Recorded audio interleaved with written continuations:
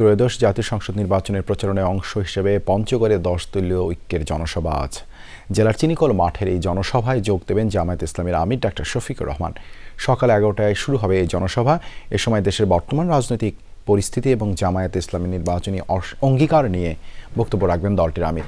একই সঙ্গে তিনি দলীয় নেতাকর্মীদের জন্য প্রয়োজনীয় দিক নির্দেশনা দেবেন। এ সম্পর্কে জানাতে যোগ দিচ্ছেন সহকর্মী শামীম রেজা। সরাসরি যাচ্ছি তার কাছে। শামীম, 10 দলীয় ঐক্যের জনসভাস্থলে এখন কি অবস্থা? জামায়াত আমির কয়টা নাগাদ পৌঁছাতে পারেন? হ্যাঁ দেবাশিস, ইতিমধ্যেই আসলে নেতাকর্মীরা মাঠে আসতে শুরু করেছেন। পঞ্চগড়ের জেলা চিনিকল মাঠ ইতিমধ্যেই আসলে হয়তো দেখতেই পাচ্ছেন ছোট ছোট মিছিল নিয়ে নেতাকর্মীরা জড়ো হচ্ছেন এবং নেতারাও আশা করছেন যে 10টার মধ্যেই পুরো মাঠ আসলে কানায় কানায় পরিপূর্ণ হয়ে যাবে, এমনটাই আশা করছেন।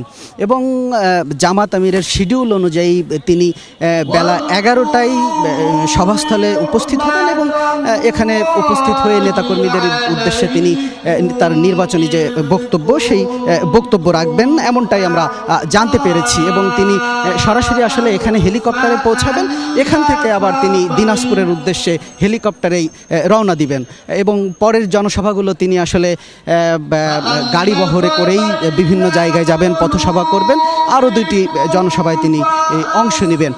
এবং ইতিমধ্যেই মাঠে যেসব নেতাকর্মীদের উপস্থিতি দেখতে পাচ্ছেন তাদের সাথেও আমরা কথা বলেছি।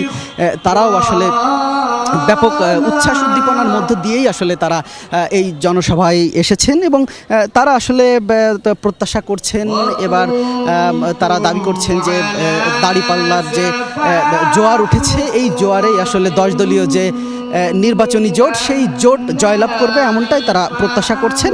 এবং জামাত আমির আজ এই উত্তরবঙ্গে প্রথম দিনের যে সফর করছেন এবং দ্বিতীয় দিন তিনি আরও 4টি জেলায় সফর করবেন। সব মিলিয়ে তিনি 2 দিনেই আসলে উত্তরবঙ্গের সফর শেষ করবেন, এমনটাই তার প্রচার বিভাগ থেকে জানানো হয়েছে। এবং নেতাকর্মীরা এই সফর ঘিরে আসলে উচ্ছ্বাস উদ্দীপনার মধ্য দিয়েই সময় কাটাচ্ছেন এবং তাদের প্রত্যাশা যে তাদের যে প্রত্যাশিত যে প্রতীক সেই প্রতীক আসলে বিপুল ভোটে নির্বাচিত হবেন, এমনটাই প্রত্যাশা করছেন।